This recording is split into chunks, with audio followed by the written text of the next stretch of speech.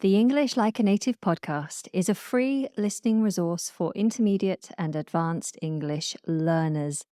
Bonus episodes and transcripts are available to Plus members, and English courses can be found on my website, englishlikeanative.co.uk. This is not your typical English language learning resource. There are no textbooks, no grammar rules, just the weird and wonderful version of English that you will hear spoken in the UK. So tune in for your daily dose of very ordinary English chatter with a very ordinary English girl. I'm your host, Anna, and today I'm having a conversation with a 2-year-old. Not just any 2-year-old, this is my 2-year-old. So I have 2 children. At the moment, September 2023, I have a 4-year-old, Jacob, and a 2-year-old, Caspian. Now, because I'm a mother and because I'm teaching English online, I do get asked quite often by other parents, how should they speak to their children in a second language? So many of you are keen for your children to grow up with the advantage of having multiple languages.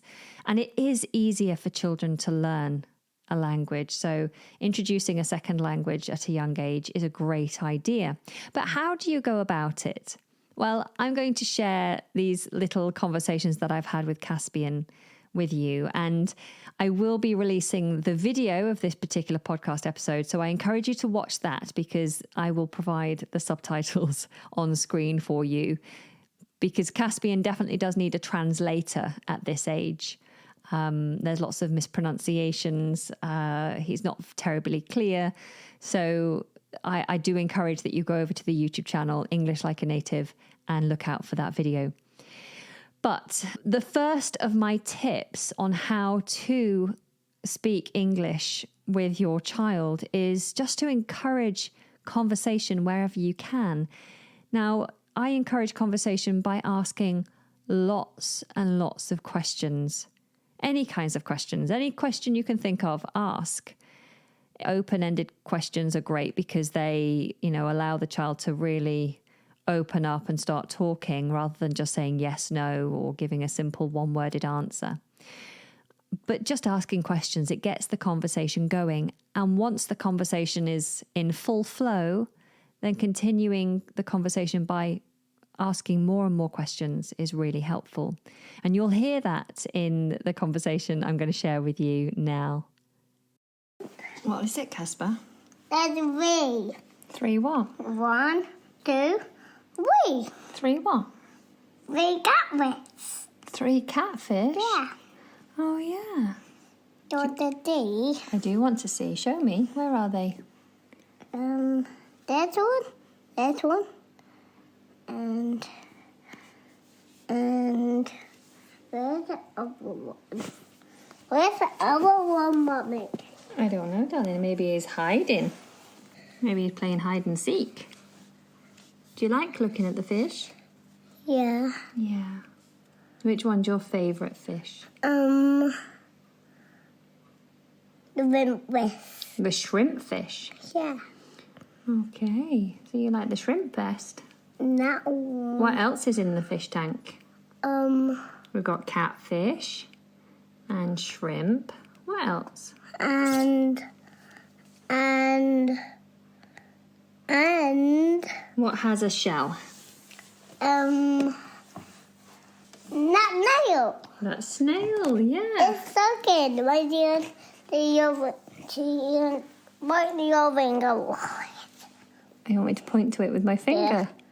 Oh, yeah. It's stuck in your finger. It's stuck in my finger. Ah! No, it's in the fish tank. It's in the fish tank, so it can't really suck my finger. We're just pretending. Yeah. Yeah. Now, the second tip I'm going to share with you is to repeat what your child says to you, especially when they're younger, when they're harder to understand. Maybe they're not quite phrasing things properly, or their pronunciation is really hard to understand. I find that repeating what they tell me both gives them confidence that they've communicated with you. So they're confident that they have said it and you've heard it and that you are 100% attentive to them.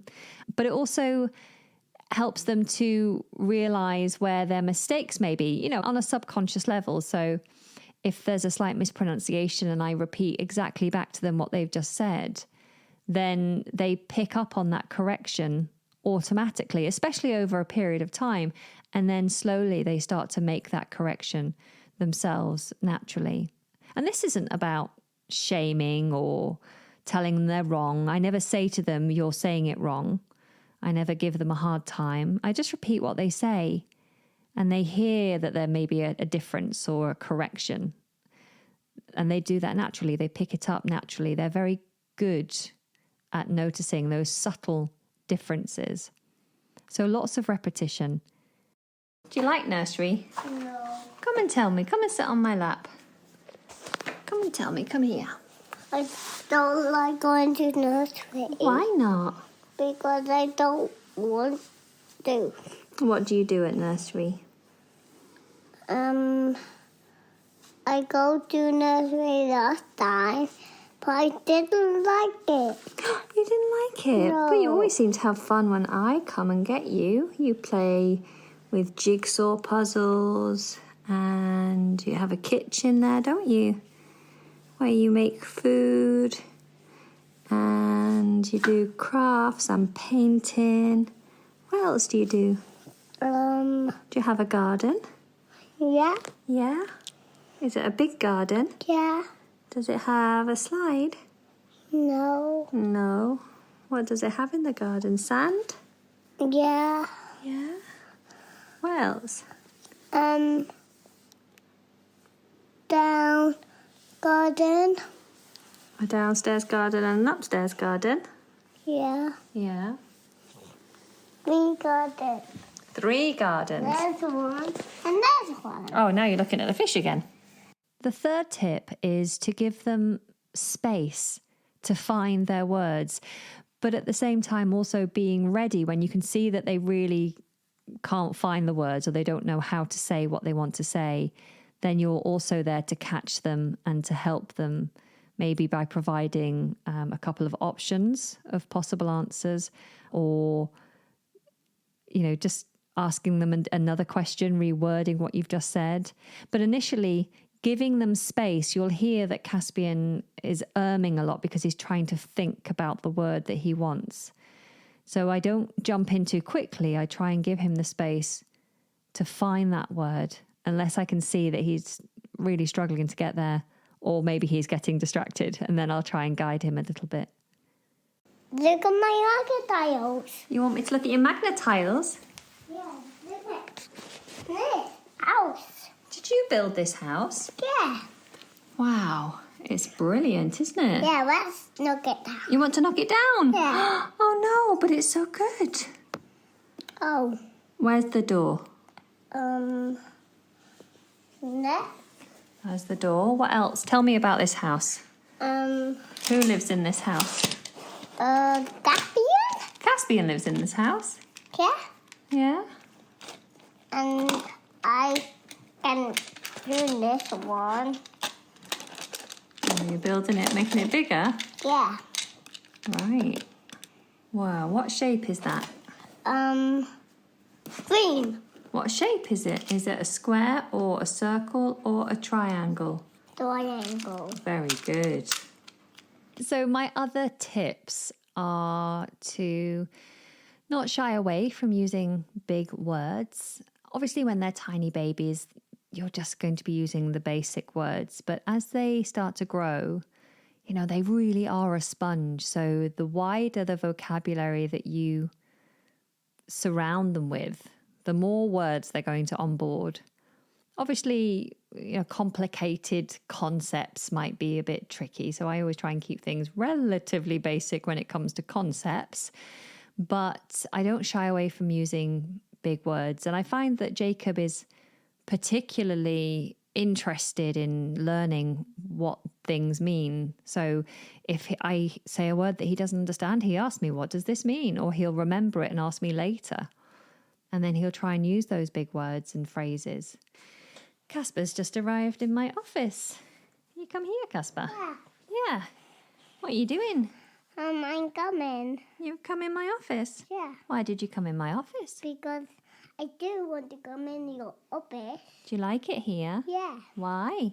Because I do. What can you do here? I can sit. You can sit. Yeah. Yeah? Kiss. Mwah. Thanks, buddy. I'd ask you to Legoland. Oh, darling, I love you to Legoland and back too. We both have asked Legoland and back. We both love each other to Legoland and back. Are you going to go now? You say bye-bye. I want to sit on it.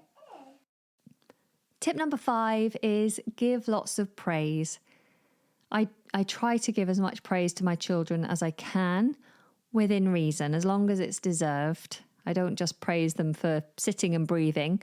I praise them for trying hard and making an effort. You know, children love attention. They crave attention. In the first instance, they want positive attention, but if they don't get enough of that, then they'll do whatever it is to get any kind of attention, which can lead to negative behaviors because that brings in a form of attention, even if it's being told off. So giving lots of praise, especially when they're doing something that you want to encourage them to do. For example, I want my children to be very independent and to be involved in the housework. I want them to have a respect for their own environment.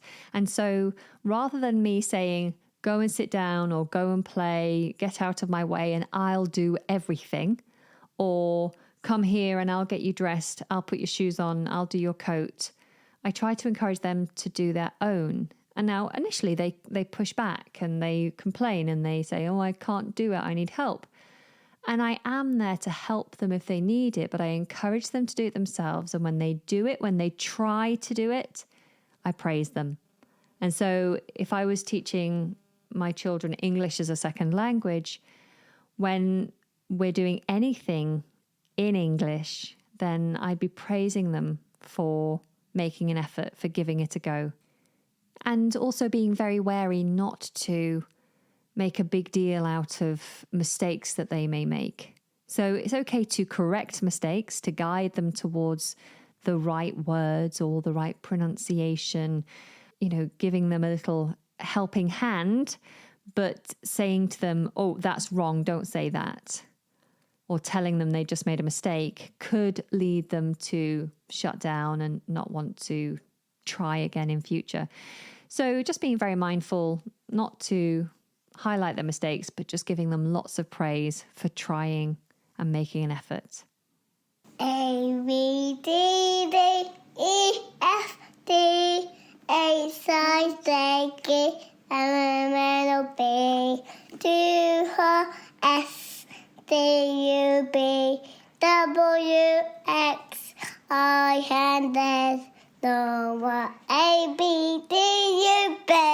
Casper! I think I can. A, B, D, D, E, F, D, H, I, J, K, L, M, N, O, P, Q, R, S, T, U, V, W, X, Y, and Z. Now I know my ABCs. Won't you sing along with me? Casper, do you know any other songs? Yeah. What songs do you know? All the songs. All the songs. Yeah. And my final and probably biggest tip is just to have fun with them. So anything that involves enjoyment is always going to be more effective. So with my kids, we play lots of games, we sing lots of songs, we do lots of role play. So they will just suddenly tell me that I'm a tickle monster, or I am a magic statue, or I'm a doctor, or I'm the dentist, or whatever it is. I'm a tiger, I'm a ghost.